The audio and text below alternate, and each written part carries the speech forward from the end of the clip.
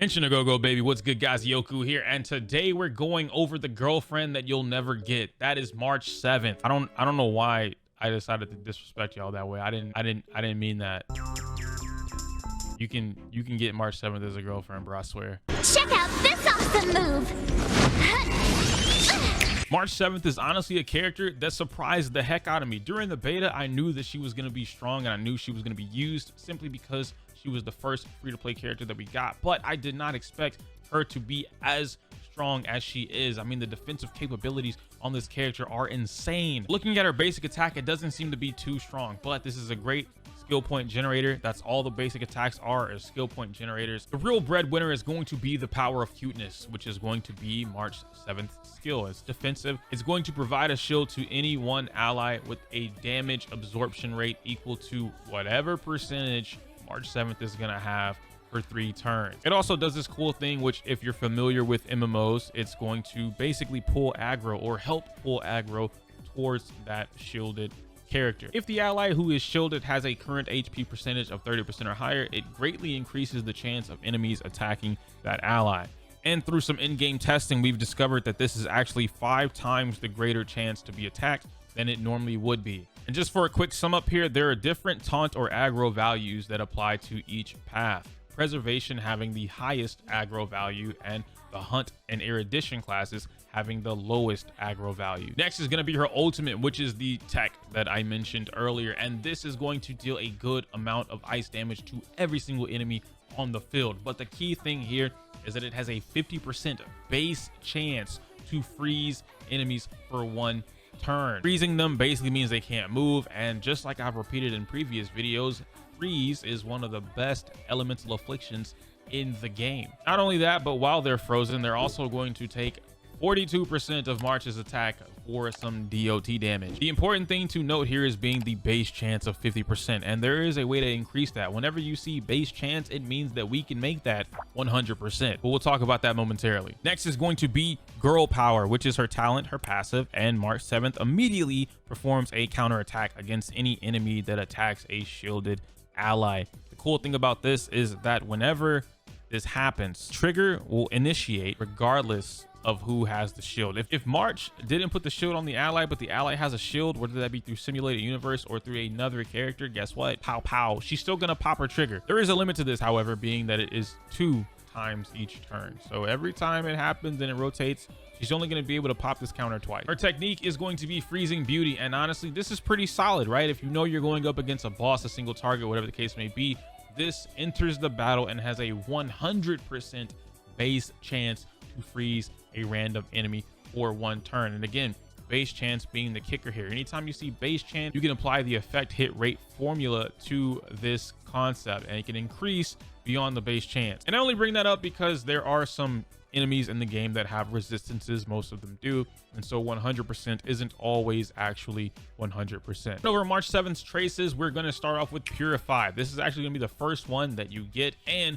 this is going to be the most important trace that you're going to unlock. It's going to remove 1 debuff from any ally as you use your skill, which means whenever you pop your shield, you give it to an ally, boom, if they just happen to have a debuff, they're gone, erased, eradicated, no more debuff on the character. And something that I've been talking about recently in my previous videos is how strong cleansing is in the game, but there are not a lot of characters that can use it. March 7 being one of the 3 or 4 characters who actually have the ability to cleanse her allies is going to make her huge. It's a great asset for this character to have, and beyond beautiful of an ability to be able to use. The next trace is going to be Reinforce, which is just going to extend the duration of the shield she gives from her skill for 1 turn. You would think this is kind of irrelevant, but it's not. It's very useful in situations where you are having a long drawn out battle and her shield is already going to be so beefy thanks to the defense that you're going to be buffing into this character, that having an extra turn for you to not worry about using the skill point will definitely come in handy. Last but not least is going to be Ice Spell, which is going to increase the ultimate's base chance to freeze enemies by 15%, which now takes the 50% base chance that we mentioned earlier, and this turns this into a 65% base chance in order to freeze. And then you get some more effect hit rate, and now you can make the 65% 100% or 120% or 150 or 200 if you're lucky like that, which I'm. And since we're at that point in the game where we are able to stack on our traces and level them up, let's go ahead and talk about the priority in which you would want to level up these traces.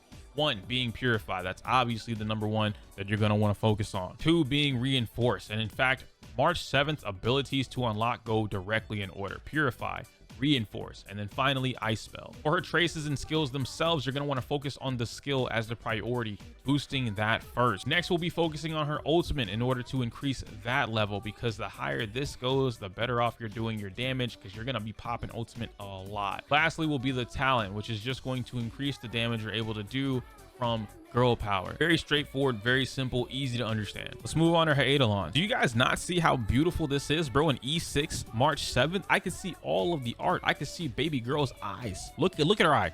Look at it. It's wonderful. E1 is labeled Memory of You, which every time March 7th's ultimate freezes a target, she's going to regenerate 6 energy. This is going to go hand in hand what I've been mentioning earlier. Build up your effect hit rate.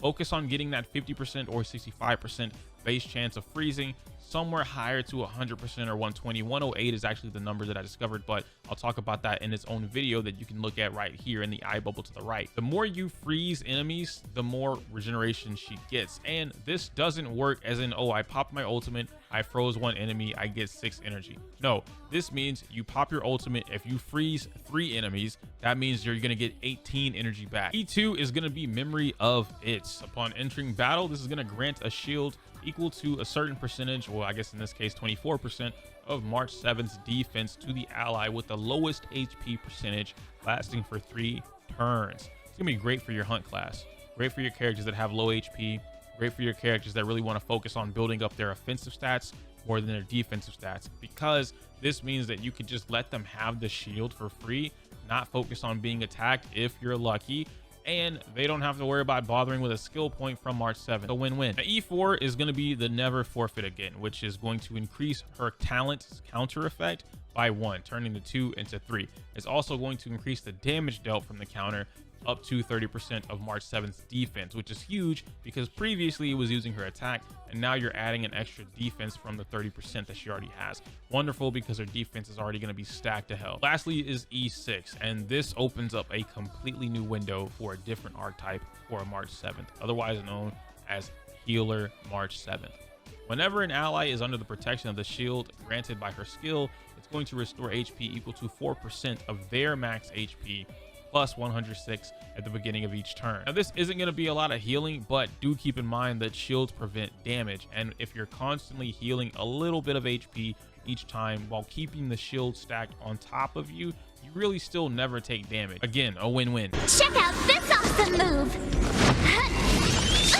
Now, obviously, March 7th cannot be complete without her light cone, and starting it off, we're going to talk about her best in slot, being day 1 of my new life. Not only will this increase March's defense itself by 16%, also going to increase the damage resistance of all the allies by 8% on the field. And with this being her best light cone, it unfortunately is only available through the Stellar Warp. So it's not the most free to play, but if you happen to get it, this is easily the best one. Now, you might be thinking to yourself, why isn't Moment of Victory the best in slot for her? And while the defensive substats are great, it's awesome to be able to increase her defense by 24% and her effect hit rate by 24%.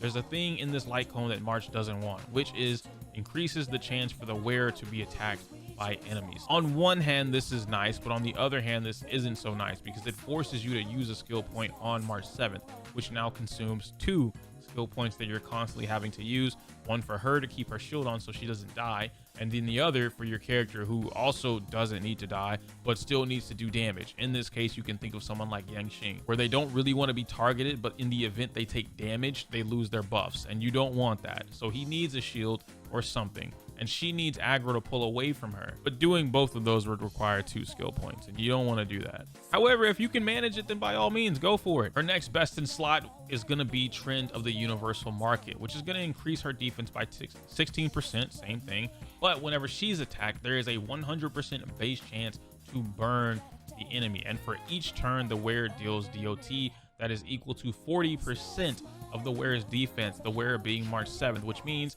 not only does she apply the burn, guaranteed, she's also going to be dealing DOT that's not based off of her attack percent, break effect, or anything like that. This is purely 40% of her defense. Your March 7th stacked out on defense because the shield is dependent on her defense. This is going to trigger a DOT that lets March 7th do more damage based off of her defense.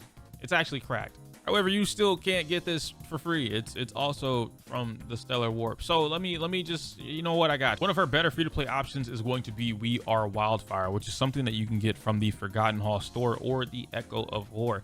Now, while I'm not the biggest fan of this light cone simply because of the fact that it only lasts for 5 turns and it needs to trigger at the start of battle, I do think that some teams are able to clear or defeat enemies within 5 turns. And so you keep the entirety of this buff, right?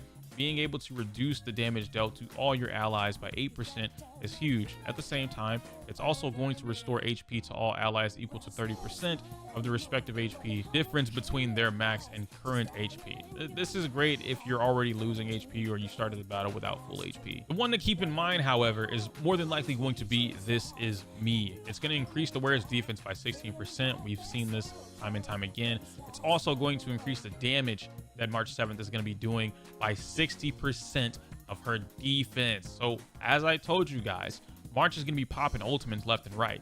Now you can take her defense stat and then boost her ultimate damage from it. This is perfect because now all you have to do is focus on building defense for March 7th, and it makes her a freezing monster. Thankfully, this is one that you can all get for free. This is going to be given to you through the battle pass, or rather you can choose to get it from the battle pass. So this mostly comes down to what you decide to do. Check out this awesome move. Next up, we're going to go over March 7th's Relics, which should be fairly simple to explain. I talked about defense. I've talked about what she wants. Key thing here is going to be Knight of Purity Palace. This is by far the best and most likely only thing that you're going to want to be fishing for when it comes to March 7th. Not only is it going to increase your defense by 15%, which of course boosts your shield already, it's also going to increase the max damage of that shield that can be absorbed by 20%. So it essentially is a big boost, right? I don't want to call it a 35% boost because this 20% is dependent on something else and it's a whole different factor, but you guys get what I'm saying. This is golden for March 7th, and already being a defensive set, you start stacking this stuff with defense on everything. Oh my god. But let's just say that you don't have the defensive set there and you need to be able to two-piece something. Maybe you have a 2-piece on the night and you're looking for something else, where the game gives you a bunch of these relics for free, whether that be through level up rewards or through mission rewards, you name it. Guard of Wuthering Snow is probably going to be the only other thing that I would two-piece. This is going to reduce the damage taken by 8%, but the 4-piece is something that I really don't care about, so I wouldn't use the 4-piece on the God of Wuthering Snow at all. I only mention this because me and my luck, all of these pieces have been relatively speaking defensive, and I can use that to combine with the Knight of Purity Palace until I get my full 4-piece Knight of Purity Palace. And when it comes to playing our ornaments, these are going to be also easy, but we can actually go ahead and look at Belobog's artifact set. This, in my opinion, is going to be the best set. Once again, increasing the defense by 15%. And whenever her effect hit rate is 50% or higher, it's going to further increase her defense by an extra 15%. That is a 30% defense increase on top of every other defense increase we've talked about so far. This is an easy way to stack your March 7th up so that she ends up getting somewhere around 4k defense for free. But let's say that your defense is already stacked out, you're good, you're golden, you don't need any more defense, you're perfectly fine. You can look at Fleet of the Ageless. This is going to be something that you use to help benefit the rest of the team.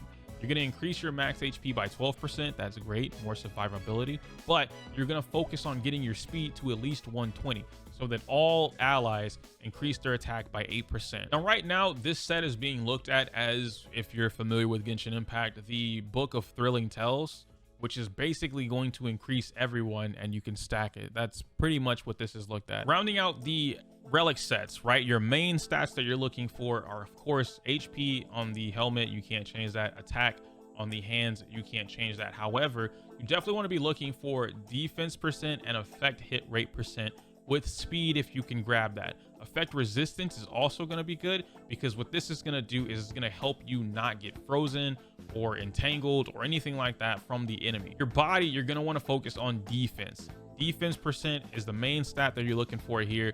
If you can substat flat defense, that works out too. You can add some speed in here, but again, effect hit rate is really what you're aiming for in order to guarantee those freezes every single ultimate.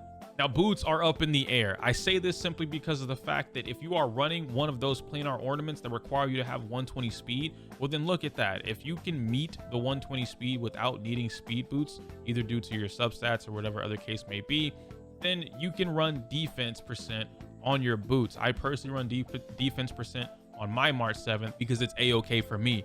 I'm not super concerned with having her have a lot of speed, just because of the fact that I want her to be able to dish out as many defensive shields as possible so that the shield never goes away. For the planar sphere, I personally prefer defense as well, simply because once you get to a certain point, you guys have seen it through the relics, through the light cones, through March 7th herself, that she's going to be able to use the defense percent that she has from her base defense or whatever her regular defense is, taking 60% of that and then converting that into actual damage for her ultimate.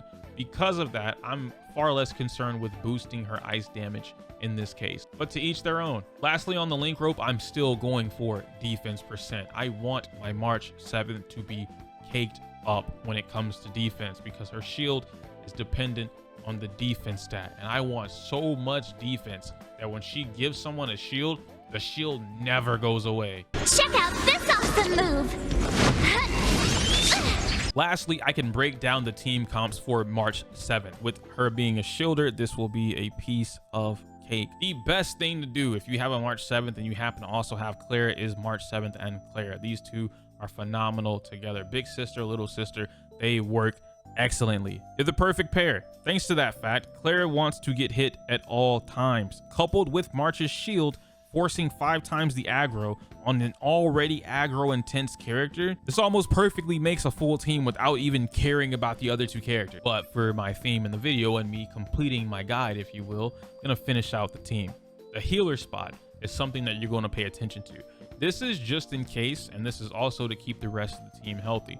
You can use Bailu, you can use Natasha, you can use the future character coming out, Luocha. Doesn't really matter what your healer is. Their goal is to generate skill points and then heal when necessary using their ult or skill if needed. The last character you're going to want is a single target character, someone like Don Hung because he's free, or even Seele if you can manage the skill point consumption. Clara and March 7th pretty much take care of your AoE needs, given that they both have AoE skills. And ultimate. Well, March 7th doesn't have an AoE skill, she has an AoE ultimate, but you guys get what I mean. The next team in mind is going to be similar, and once again, just like I mentioned in my Sushang video, you guys should look at the team building, the orchestration of these teams as a concept first. I'm not telling you the exact character that makes the best team and you should use these characters no matter what, because that is not aware to everyone right now due to the fact that we are nowhere near the end of the game, if you will. A lot of characters work great with one another, and you can get away with replacing characters that I use or anyone else uses. Coming from a free-to-play perspective, you should understand how to build the team in a turn-based game. This is not the same way that Genshin works. It's completely different, and different characters fill different roles. With that out of the way, March 7th is of course going to fill the same role here, being your shielder. Now, if you have an E6 March 7th, you might be able to get away with her using some heals here or there, which could of course let you not need a healer like Natasha. But as of right now, because I don't expect everyone to have an E6 March 7th, shields. Natasha, this is going to keep your shields and other characters healthy. Your buffer, this could be Seele, not Seele, my bad. This could be Pela, Bronya, or even Tingyun. All of them serve a great purpose at helping the team increase their damage output overall. Lastly is going to be any Erudition character that is not Herta. We don't approve of Herta over here. Serval, Jing Yuan, Himiko. You could use whatever big boy AoE damage dealing character you want, but at the end of the day, their purpose is to strike fear. Their purpose is to strike the fear of God in everyone's hearts. Check out this awesome move. With all of that out of the way, I believe we have officially wrapped up our March 7th complete guide. March 7th wants to be first played as a hyper defensive support, where her job is mostly geared towards applying those shields and freezing whenever possible. Now, of course, we can influence this with our what?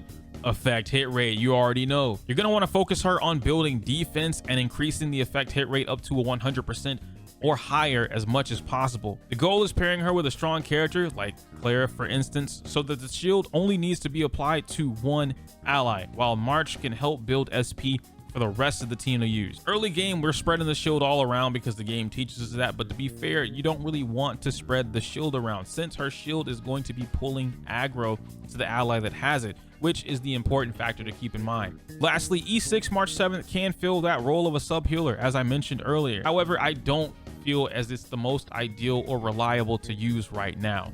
Now, maybe if you stack all your defense up and you're coming out with 6k defense or something like that with E6 and you're healing off of that, sure, you could definitely get away with that because the shields won't go anywhere. But as of right now, she's going to constantly consume a lot of SP by needing to keep replenishing her shield and slapping shields on one person, the next person, so on and so forth, which is going to further spread the aggro of the team in ways that are not desirable. I've seen countless teams and countless players take March 7th into Forgotten Hall, Simulated Universe, you name it, and they are crushing things with just her defense alone. If you enjoyed this video, do leave a like, comment down below, and let me know how you feel about March 7th. Let me know if you pulled E6 because I would actually like to see it in action. But regardless, I can't say my user outro because it's inappropriate for YouTube. If you want to see the future guides and you want to check out Sushang because you just also happen to pull Sushang, well, I got a guide for you right here. However, if you happen to pull Tingyun or both, well, I've got a guide over here. I can't say my user outro because it's inappropriate for YouTube. Smell you later.